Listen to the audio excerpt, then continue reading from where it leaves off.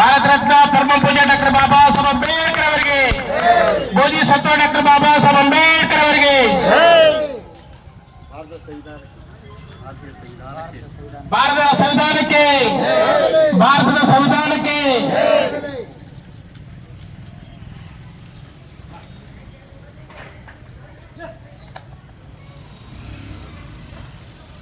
ಭಾರತದ ಸಂವಿಧಾನವಾದ ಇಂದು ಈ ಕಾರ್ಯಕ್ರಮದಲ್ಲಿ ಭಾಗವಹಿಸಿರ್ತಕ್ಕಂಥ ಪಂಚಾಯತಿ ಅಭಿವೃದ್ಧಿ ಅಧಿಕಾರಿಗಳಾಗಿರ್ತಕ್ಕಂಥ ದೇವೇಂದ್ರಪ್ಪ ಬಾಲ್ಕಿ ಸರ್ ಅವರು ಕೂಡ ಈ ವೇದಿಕೆ ಮುಖಾಂತರ ಹೃತ್ಪೂರ್ವಕದಂತ ಸ್ವಾಗತವನ್ನು ಕೊಡ್ತಾ ಇದ್ದೇನೆ.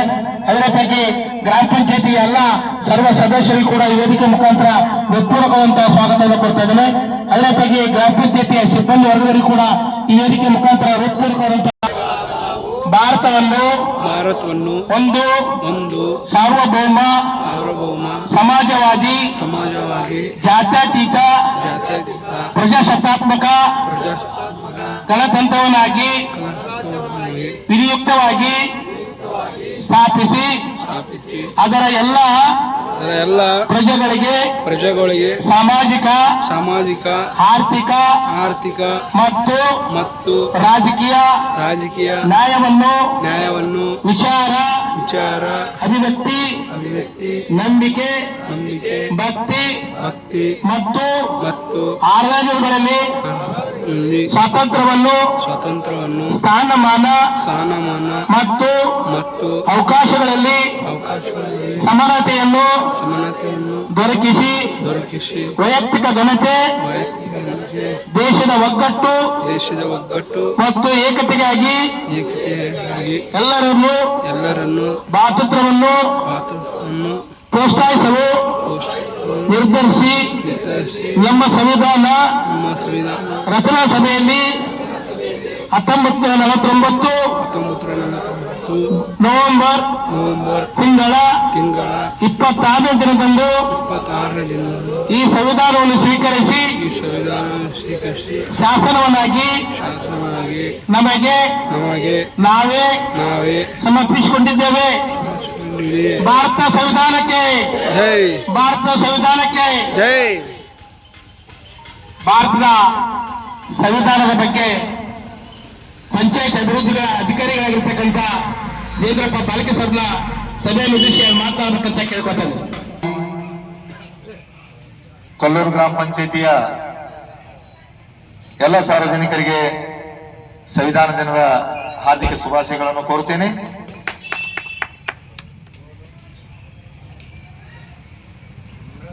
ಸಂವಿಧಾನ ಅಂತಕ್ಕಂಥ ಈ ಶಬ್ದ ಇದು ಬಹಳ ಅತ್ಯಂತ ವಿಶಾಲವಾಗಿರ್ತಕ್ಕಂಥ ಶಬ್ದ. ಇಡೀ ವಿಶ್ವದ ಆಡಳಿತವೇ ಸಂವಿಧಾನದ ಮೂಲಕ ನಡೆಯುತ್ತದೆ. ನಮ್ಮ ಭಾರತೀಯ ಸಂವಿಧಾನ 1949ನೇ ಇಸ್ವಿ ನವೆಂಬರ್ ತಿಂಗಳ 26ನೇ ದಿನದಂದು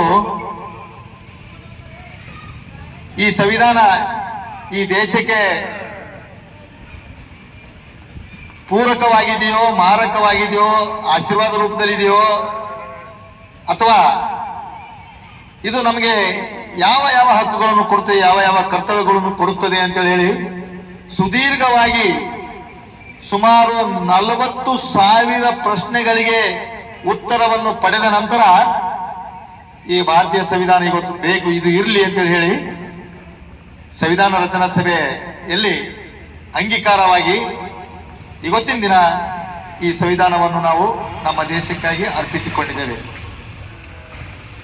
ಹಾಗಾದ್ರೆ 1949ನೇ ಇಸ್ವಿಗಿಂತ ಮೊದಲು ನಮ್ಮ ದೇಶದಲ್ಲಿ ಸಂವಿಧಾನ ಇದ್ದಿಲ್ಲೇನು? ಪ್ರಶ್ನೆ ಬೇಕಲ್ಲ. ಇತ್ತು ಅಂದ್ರೆ ಅದು ಹ್ಯಾಂಗಿತ್ತು, ಮತ್ತೆ ಅದು ಇತ್ತು ಅಂದ್ರೆ ಮತ್ತೆ ಈ ಸಂವಿಧಾನ ತರ್ತಕ್ಕಂಥ ಅವಶ್ಯಕತೆ ಏನಿತ್ತು? ಇದ್ರ ಬಗ್ಗೆ ವಿಚಾರ ಮಾಡ್ಬೇಕಾಗ್ತದ. ಹಿಂದೆ ಸಂವಿಧಾನ ಇತ್ತು. ಎಂತ ಸಂವಿಧಾನ ಇತ್ತು ಅಂದ್ರೆ ಅದು ತಾರತಮ್ಯದಿಂದ ಕೂಡಿದ ಸಂವಿಧಾನ ಇತ್ತು. ಇದರಲ್ಲಿ ನೋಡಿ ಏನಿದೆ, ಅದು ಸಮಾಜವಾದಿ ಆಗಿರ್ಲಿಲ್ಲ ಹಿಂದಿನ ಸಂವಿಧಾನ. ಅಂದ್ರೆ ಸಾಮಾಜಿಕವಾಗಿ ಸಮಾಜದಲ್ಲಿ ಬಾಳ್ವೆ ಮಾಡ್ತಕ್ಕಂಥ ಎಲ್ಲಾ ಸಾರ್ವಜನಿಕರಿಗೆ ಒಂದೇ ರೀತಿ ನೋಡ್ಬೇಕಂತಕ್ಕಂಥ ಸಂವಿಧಾನ ಅದು ಇದ್ದಿದ್ದಿಲ್ಲ. ಸರ್ವಧರ್ಮ ಸಮಬಾಳು ಸಮಭಾವನೆ ಈ ವಿಚಾರಗಳು ಆ ಸಂವಿಧಾನಗಳಲ್ಲಿ ಇದ್ದಿಲ್ಲ. ಕೇವಲ ಒಂದೇ ಒಂದು ಧರ್ಮಕ್ಕೆ ಮಾತ್ರ ಸೀಮಿತವಾಗಿತ್ತು. ಒಂದೇ ಒಂದು ಧರ್ಮ. ಆವಾಗ ಯಾವ ಧರ್ಮ ಇತ್ತು, ಹೇಗಿತ್ತು ನಿಮಗೆಲ್ಲ ಗೊತ್ತಿದೆ. ಬೇರೆ ಬೇರೆ ಧರ್ಮದವರು, ಬೇರೆ ಬೇರೆ ಜಾತಿ ಮತ ಪಂಗಡದವರು ಅವರಿಗೆ ಆಯಾ ಜಾತಿಯಲ್ಲಿ ಹುಟ್ಟಿದಂತ, ಆಯಾ ಸಮಾಜದಲ್ಲಿ ಹುಟ್ಟಿದಂತ, ಆಯಾ ಧರ್ಮದಲ್ಲಿ ಹುಟ್ಟಿದಂತ ಅವರವರ ಭಾವನೆಗಳನ್ನು ವ್ಯಕ್ತಪಡಿಸಲು ಅವರಿಗೆ ಸ್ವತಂತ್ರ ಇರಲಿಲ್ಲ. ಹಾಗೆ ನಾವು ನಮ್ಮ ತಾಯಿ ತಂದೆ ಇವರೇ ಅದಾರ ಅಂತೇಳಿ ಹೇಳ್ಕೊಳ್ತಕ್ಕಂಥ ಪರಿಸ್ಥಿತಿ ಕೂಡ ಇದ್ದಿಲ್ಲ. ಅವ್ರು ಏನ್ ಹೇಳ್ತಾರೋ ಅದಕ್ಕೆ ಅಲ್ಬೇಕು. ಇಂಥ ಸಂವಿಧಾನ ಇತ್ತು. ಜೊತೆಗೆ ಗಣರಾಜ್ಯ. ಗಣರಾಜ್ಯ ಅಂದ್ರೆ ನಮ್ಮ ದೇಶದಲ್ಲಿ ಅನೇಕ ರಾಜವಂಶಸ್ಥರು ಆಳ್ವಿಕೆ ಮಾಡ್ತಾ ಇದ್ರು. ಉತ್ತರ ಭಾರತದಲ್ಲಿ, ದಕ್ಷಿಣ ಭಾರತದಲ್ಲಿ ಬಹಳ ಸವಿಸ್ತಾರ ಆಗೋದ್ರು ಬಹಳ ಉದ್ದಾಗ್ತದ. ಆದ್ರೆ ರಾಜ್ಯ ಮನೆತನಗಳು ಇಲ್ಲ ಆಳ್ವಿಕೆ ಮಾಡ್ತಾ ಇದ್ರು. ಮೈಸೂರಿನ ಅರಸರು, ಮೈಸೂರಿನ ಒಡೆಯರು, ಟಿಪ್ಪು ಸುಲ್ತಾನ್, ಹೈದರ್ ಅಲಿ, ಈ ಕಡೆ ಪೇಶ್ವೆಯರು, ಈ ಕಡೆ ಕಾಕತೀಯರು, ಮೇಲೆ ರಣತಂಬೂರಿನ ರಾಣಾ ಪ್ರತಾಪ್ ಸಿಂಗ್ ಅವರು, ಹೀಗೆ ಅನೇಕ ರಾಜವಂಶಸ್ಥರು ಅಲ್ಲಿ ರಾಜ್ಯ ಕಾರಭಾರವನ್ನು ಮಾಡ್ತಾ ಇದ್ರು. ಆ ಎಲ್ಲ ಕಾರುಬಾರಗಳು ತಾವು ತಮ್ಮ ಪ್ರದೇಶದಲ್ಲಿ ಅಷ್ಟೇ ಸೀಮಿತವಾಗಿರದೆ ಇದು ಯಾವುದೇ ರಾಜ್ಯದಲ್ಲಿದ್ರು ಕೂಡ ಎಲ್ಲಾ ಸಾರ್ವಜನಿಕರ ಸರ್ವಾಂಗೀಣ ಅಭಿವೃದ್ಧಿಗೆ ದುಡಿತಕ್ಕಂತ ಒಂದು ನಿಟ್ಟಿನಲ್ಲಿ ಎಲ್ಲರೂ ಒಕ್ಕೂಟದಲ್ಲಿ ಬಂದು, ಇದರಲ್ಲಿ ಏನಪ್ಪಾ ಅಂದ್ರೆ ಈ ಸಂವಿಧಾನದ ಮೂಲಕ ಸಾರ್ವಜನಿಕರಿಗೆ ಸಾಮಾಜಿಕ, ಆರ್ಥಿಕ ಮತ್ತು ಧಾರ್ಮಿಕ ಆಚರಣೆಗಳನ್ನು ಮಾಡಲಿಕ್ಕೆ ಅದು ಅನುಕೂಲ ಮಾಡಿ ಕೊಡಬೇಕು ಅಂತಕ್ಕಂಥ ಏಕೈಕ ನಿಟ್ಟಿನಿಂದ ಈ ಸಂವಿಧಾನ ಜಾರಿ ಬಂತು.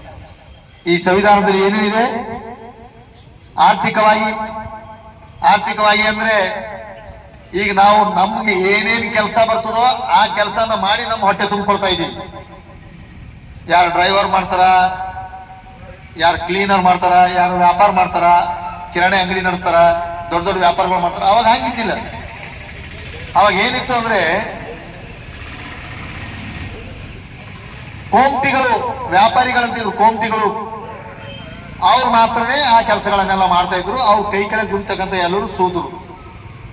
ಅಂದ್ರೆ 4 ವರ್ಣಗಳ ವ್ಯವಸ್ಥೆಯಲ್ಲಿ ಬ್ರಾಹ್ಮಣ, ಕ್ಷೇತ್ರೀಯ, ವೈಶ್ಯ, ಶೂದ್ರ ಈ ವರ್ಣ ವ್ಯವಸ್ಥೆಯಲ್ಲಿ ಹಂಚಿ ಹೋಗಿದಂತ ಈ ಜನಾಂಗ, ಬ್ರಾಹ್ಮಣರು ಮಾತ್ರ ವಿದ್ಯೆಯನ್ನು ಕಲಿಬೇಕು, ಕ್ಷೇತ್ರೀಯರು ಮಾತ್ರ ಸಮಾಜ ರಕ್ಷಣೆ ಮಾಡಬೇಕು, ವೈಶ್ಯರು ಮಾತ್ರ ಒಕ್ಕಲ್ತನ ಮಾಡಬೇಕು, ಉಳಿದವರೆಲ್ಲ ಶೂದ್ರರೆಲ್ಲ.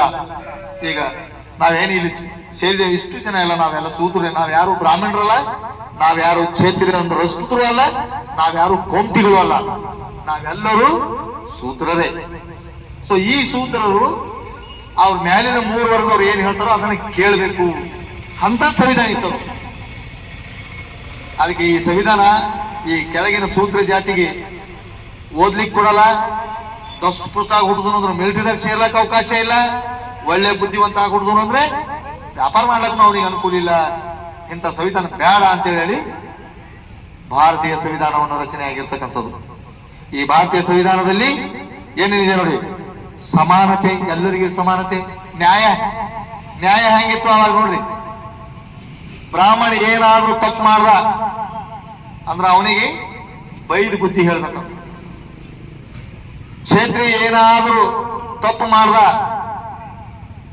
ಅನ್ಯಾಯ ಮಾಡ್ದ, ಯಾರಿಗಾರ ಅತ್ಯಾಚಾರ ಮಾಡ್ದ ಅಂದ್ರ ಅವನ ರಾಜ್ಯ ಕಾರುಬಾರದಲ್ಲಿ ದೊರೆತಕ್ಕಂಥ ಆ ಆರ್ಥಿಕ ವ್ಯವಸ್ಥೆಯಲ್ಲಿನ ಕೆಲವೊಂದು ಭಾಗ ಸರ್ಕಾರಕ್ಕೆ ಕೊಡ್ಬೇಕು, ಅವನಿಗೆ ಅಂತ ದಂಡ. ವೈಶ್ಯ ಒಂದ್ ವೇಳೆ ಏನಾದ್ರು ತಪ್ಪು ಮಾಡ್ದ ಅಂದ್ರೆ ಅವನಲ್ಲಿ ಇರ್ತಕ್ಕಂಥ ಆಸ್ತಿಯ ಒಂದು ಪರಗಣ ಏನಪ್ಪಾ ಅಂದ್ರೆ ಅಲ್ಲಿ ಕೊಡ್ಬೇಕು. ಶೂದ್ರ ಒಂದ್ ವೇಳೆ ಏನಾದ್ರು ತಪ್ಪು ಮಾಡಿದ್ರು ಅಂದ್ರೆ ಅವನಿಗೆ ಮರಣ ದಂಡನೆ ಕೊಡ್ಬೇಕು. ನೋಡಿ, ಈ ರೀತಿಯ ನ್ಯಾಯದಾನ ಇತ್ತಲ್ಲಿ. ಸೊ ಈ ನ್ಯಾಯದಾನ ಸಾರ್ವತ್ರಿಕವಾಗಿ ಎಲ್ಲರಿಗೂ ಸಮನಾಗಿ ಇಲ್ಲ. ಅದಕ್ಕೆ ಯಾವುದೇ ವ್ಯಕ್ತಿ ಆಗಿರ್ಲಿ, ಯಾವುದೇ ಕೆಲಸ ಮಾಡಿದ್ರು ಆ ಕೆಲಸಕ್ಕೆ ತಕ್ಕಂತೆ ಶಿಕ್ಷೆ ಈಗಿದೆ. ಪ್ರಧಾನಮಂತ್ರಿಗಳು ಕೂಡ ಜೈಲಿಗೆ ಹಾಕಿದ ಸಂದರ್ಭ ಇದೆ ನಮ್ಮಲ್ಲಿ. ಪ್ರಧಾನಮಂತ್ರಿಗಳು ಹಾಕ್ತಾರೆ, ಒಬ್ಬ ಪಿವನೂ ಜೈಲಿಗೆ ಹತ್ತರ, ಇಬ್ಬರಿಗೆ ಒಂದೇ ಆರ್ಟಿಕಲ್, ಇಬ್ಬರಿಗೆ ಒಂದೇ ಶಿಕ್ಷೆ. ಅಂತ ಸಂವಿಧಾನ ಈಗ ಬಂದಿದೆ. ಯಾಕಂದ್ರೆ ಬಡವರಿಗೆ ಅನ್ಯಾಯ ಆಗ್ಬಾರ್ದು ಅಂತ ಹೇಳಿ. ಇಲ್ಲ ಅಂದ್ರೆ ಸುಮ್ಮನೆ ಬಡವ್ರ ಮೇಲೆ ಯಾರೋ ತಪ್ಪು ಮಾಡಿದ್ರು ಬಡವ್ರ ಮೇಲೆ ಹಾಕೋದು, ಅವನಿಗೆ ಹೋಗಿ ಜೈಲಿಗೆ ಹಾಕೋದು. ಅದಕ್ಕೆ ಪರಾಮರ್ಶೆ ಮಾಡಲಿಕ್ಕೆ ಅವಕಾಶ ಕೂಡ ಇದೆ. ಸೊ ಇಂಥ ಸಂವಿಧಾನ ಈಗ ಜಾರಿಗೆ ಬಂದರ ಆ ಸಂವಿಧಾನವನ್ನು ನಾವು ಗೌರವಿಸಬೇಕು, ಈ ಸಂವಿಧಾನವನ್ನು ನಾವು ಉಳಿಸ್ಕೊಳ್ಬೇಕು. ಈ ಸಂವಿಧಾನ ಬಂದ ವೇಳೆ ಬೇಡ ಅಂದ್ರು ಕೆಲವು ಜನ ಶುರು ಮಾಡಿದ್ದಾರೆ, ಸಂವಿಧಾನ ಸರಿ ಇಲ್ಲ, ಇದು ಭಾರತೀಯ ಸಂವಿಧಾನ ಸರಿ ಇಲ್ಲ, ಬಾಬಾ ಸಾಹೇಬ್ ಬರೆದಂತ ಸಂವಿಧಾನ ಸರಿ ಇಲ್ಲ, ನಮ್ಗೆ ಎಲ್ಲ ಮಾರಕವಾಗಿದೆ ಅಂತ ಹೇಳ್ತಾರೋ. ನೀವೇ ಅದ್ರ ಬಗ್ಗೆ ಅಧ್ಯಯನ ಮಾಡಬೇಕು. ಯಾವುದು ಮಾರಕ, ಯಾವುದು ಪೂರಕ, ಯಾವುದು ನಮಗೆ ಒಳ್ಳೆಯ ಅವಕಾಶವನ್ನು ಕೊಡ್ತದೆ, ನಮಗೆ ಬದುಕಲಿಕ್ಕೆ ಅವಕಾಶವನ್ನು ಕೊಡ್ತದೆ ಅಂತಕ್ಕಂಥದ್ದು ನಾವು ಈ ಸಂವಿಧಾನ ಹಿಂದಿನ ಸಂವಿಧಾನದ ಕಂಪೇರ್ ಮಾಡಿ ನಾವು ತಿಳ್ಕೊಳ್ಬೇಕು. ಅದಕ್ಕೆ ಯಾವುದೇ ಕಾರಣಕ್ಕೂ ಈ ಭಾರತೀಯ ಸಂವಿಧಾನ ಏನಾದ್ರೂ ಬದಲಾವಣೆ ಮಾಡ್ಬೇಕಂತೇಳಿ ಬಂದ್ರು ಅಂದ್ರೆ ಇಷ್ಟು ಪೀಠಿಕೆ ಓದಿದ್ರೆ ಸಾಕು.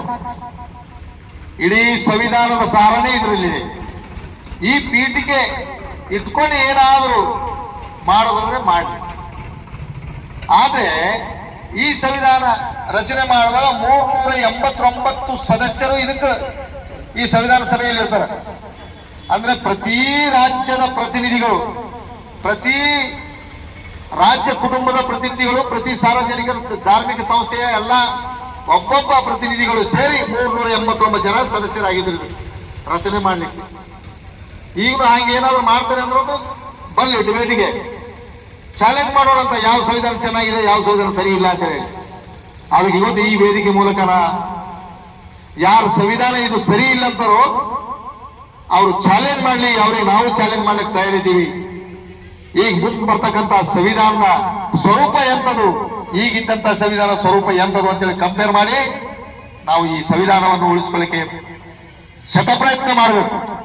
ಹಾಗೆ ಸ್ವತಂತ್ರ ಪಡೆಯಲು ನಾವು ಜೀವ ಕೂಡ ಕೊಟ್ಟಿದ್ದೇವೆ. ಇವತ್ತು ನಮ್ಮ ಮುಂದಿನ ಪೀಳಿಗೆ, ನಮ್ಮ ಮಕ್ಕಳು, ಇವತ್ತು ನಾವು ಯಾವ ಯಾವ ಜಾತಿಯಲ್ಲಿ ಹುಟ್ಟಿದ್ದೇವೋ, ಯಾವ ಯಾವ ಪಂಥದಲ್ಲಿ ಹುಟ್ಟಿದೇವೋ, ಯಾವ ಯಾವ ಧರ್ಮದಲ್ಲಿ ಹುಟ್ಟಿದೇವೋ ಗೊತ್ತಿಲ್ಲ.